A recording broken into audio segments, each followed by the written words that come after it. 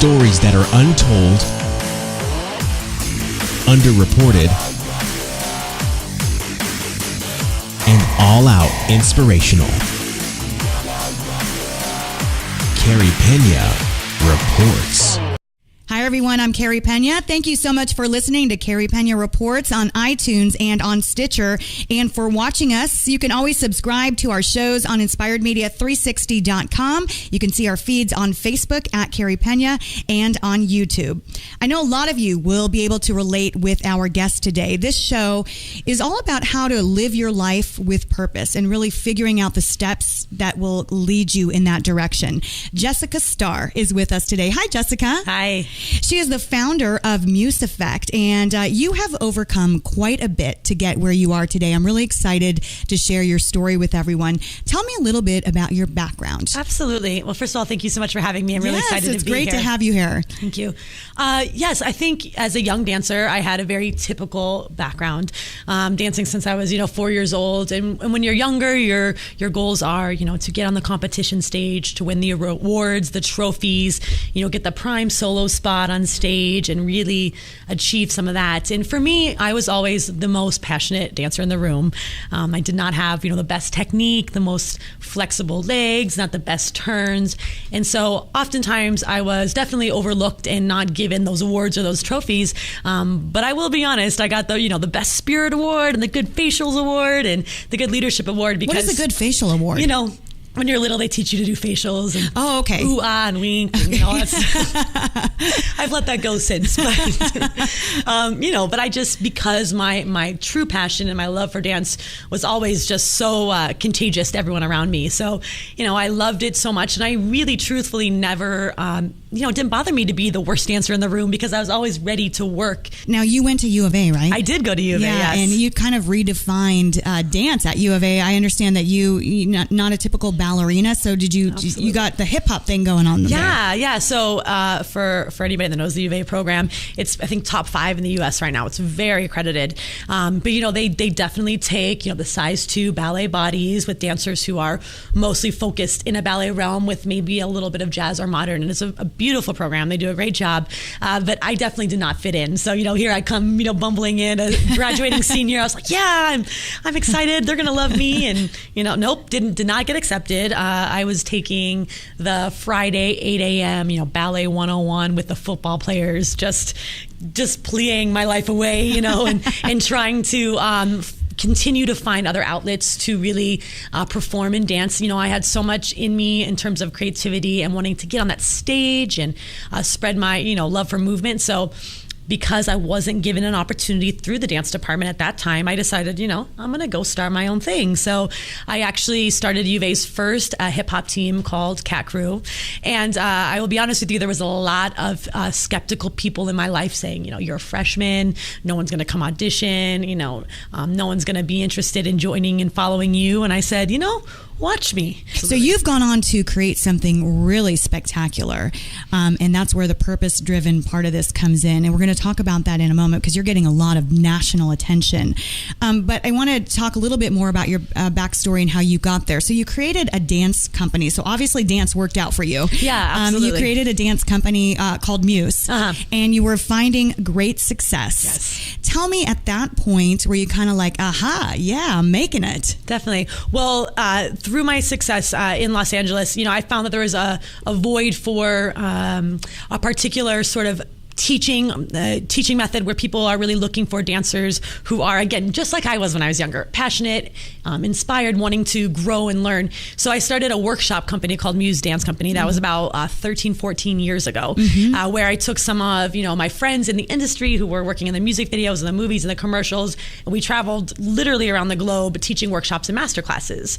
And through these classes, I started really finding individuals, one in Ohio, one in Colorado, one in Canada, one in, Texas, or, different places who really spoke to me, not because they were the best technicians, but because they had a really strong commitment and dedication to their art form. And through these travels, I started finding all these beautiful individuals. And when it came time to, put something on stage, instead of having, a big audition in LA and, hiring dancers in LA, I said, why not engage these students that I've met all over the U.S. who've shown dedication to my vision and put them together for a bigger purpose. So the interesting thing that you wrote to me, we always do a pre-interview, and you wrote me something that really stood out about how you began developing work with the sole purpose of raising social awareness. And you say, quote, "The outcome was the stuff movies are made of. I began getting emails from strangers across the globe saying how our work saved their life, gave them the courage to speak up, to step up, to be heard. It was then that I knew what I had to do. And so I created MusEffect, our nonprofit dance company dedicated to elevating social consciousness through the arts." So tell us a little bit more about what you guys focus on. I know you hit on a lot of really important topics, including abuse, domestic violence, cyberbullying. Tell me a little bit more. Definitely. So our purpose of our organization started first with the piece that we created on eating disorders. In the dance world, in so many, the entertainment world, there's so much pressure being put on everyone to look a certain way, dress a certain way, hair, body. And actually a family member of mine came down with a very severe eating disorder that was life-threatening. And I found that words were not connecting. I was not able to communicate with her through words. So for me as an artist, when I cannot communicate through words, I use movement. And so I created our first piece, Look at Me, that was based around that. And from there, the amount of, like I said in my letter to you, my amount of emails that I've received from people, strangers, saying how I saved their life. I gave them the courage to ask for help. Parents saying, I realized that I needed to address this with my daughter or my son, and I needed to seek help for them. It started to make us all realize that what we're doing is for such a greater cause, more than awards, more than trophies. It's really changing people's lives. So do you guys kind of think through each topic that you want to approach? And then I'm going to show you guys a clip in just a second, but some of it is theater. You combine sort of acting so that you get a grasp on what the topic is, and then you weave in the dance. Absolutely. Everything we do is very intention-based. We never just learn movement and say, do this movement. It's about why are you doing the movement? I always say it's not what you do, it's how you do it. So understanding the intention and the story behind the movement really allows audiences of all age ranges and backgrounds to really understand what it is. And it's so unique how you're doing this. It's getting you a lot of national attention. In fact, one of your most recent videos on cyberbullying garnered more than 1 million views and counting. Actually, I think it was 1.2 million when I just looked on YouTube. I do want to play about a minute of this clip because it is really impactful. Take a look. Where's your child? You dropped your apple. How old are you anyway? She's not even that good. Stop pretending you're a model. She looks plastic. Are you even real? Why does your voice sound like that? You're wearing too much makeup. What happened to your hair? Please notice me. I'm Please better. follow me. My friends are better than me. What are you looking at? Emma! Look at this.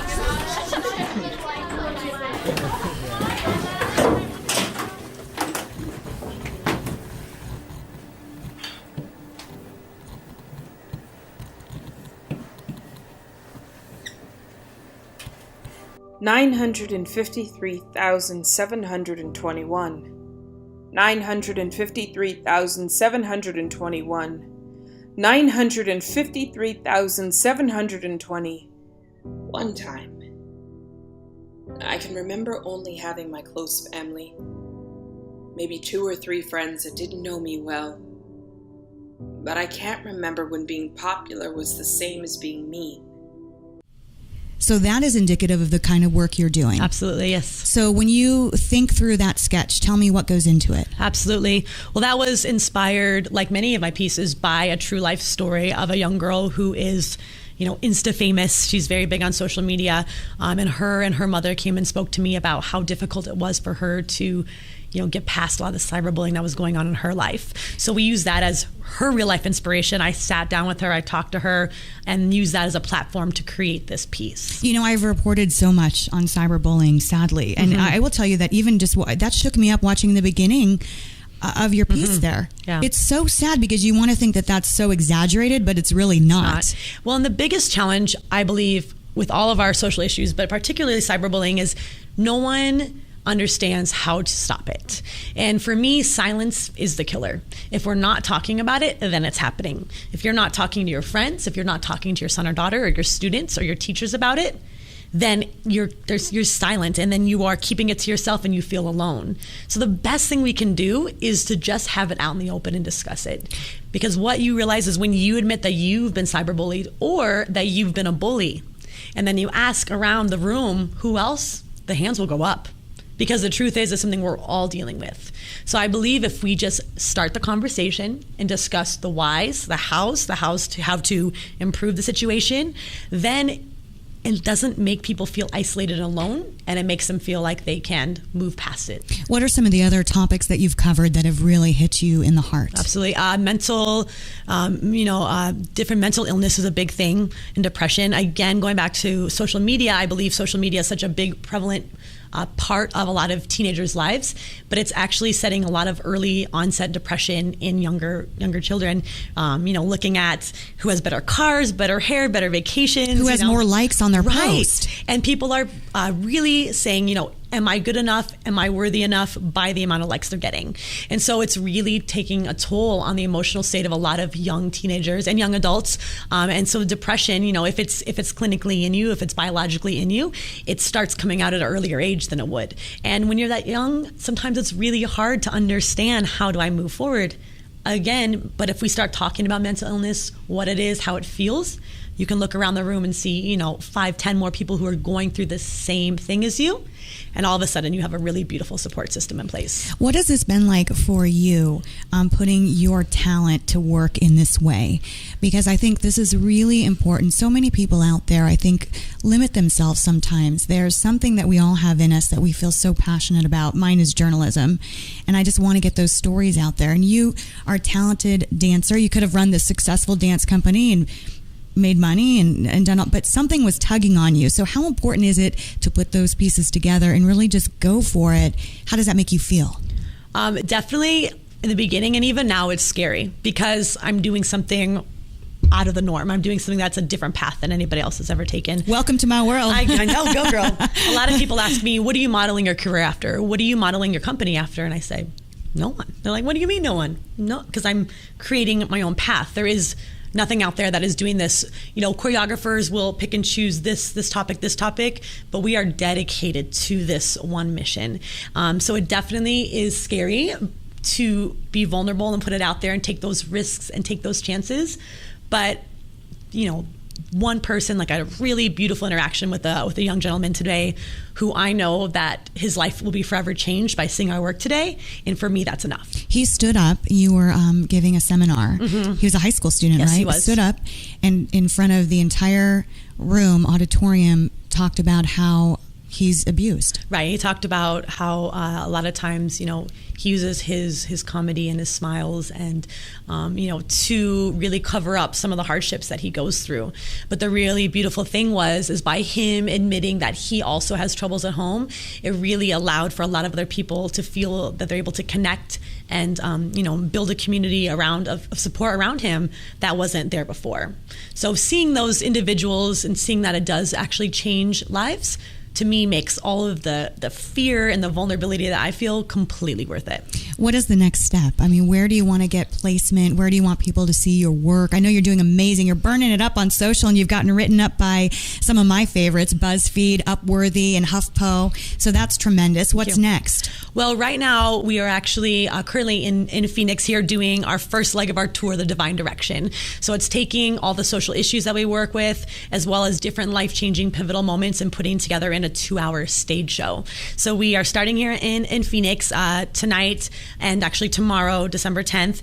And then we're actually taking it on the road. And so we're visiting Colorado, Ohio. We're in the works with Alabama, Atlanta, Texas, New Mexico, a lot of other states as well. And so we're looking to bring our educational program as well as our 2-hour stage show to these communities to help empower them and ignite social conversations through the arts.